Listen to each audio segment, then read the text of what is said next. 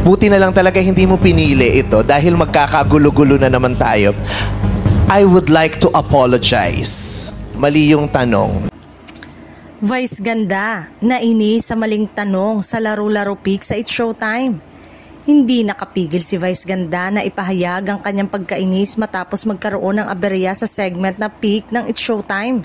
Ayon sa mga nakapanood, nagkaroon ng kalituhan dahil mali umano ang pagkakabuo ng isang tanong na ibinigay sa mga kalahok. Sa gitna ng laro, napansin ni Vice na hindi malinaw at tila may pagkakamali ang tanong kaya nahirapan ng contestant na makasagot ng tama.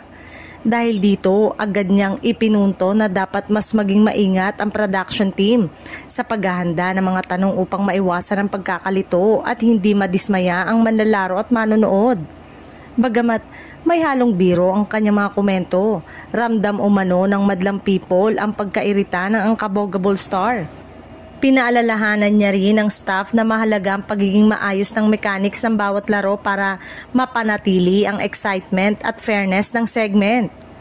Sa kabila ng aberya, nagpatuloy pa rin ang segment at agad itong binalot ng tawanan matapos malighten up ni Vice ang sitwasyon sa pamamagitan ng kanyang mga hirit. Hinangaan naman ng mga manonood si Vice sa kalmadong reaksyon sa mga ganitong senaryo. Sa huli, humingi ng tawad si Vice sa mga madlang people sa pagkakamaling ito ng kanilang staff.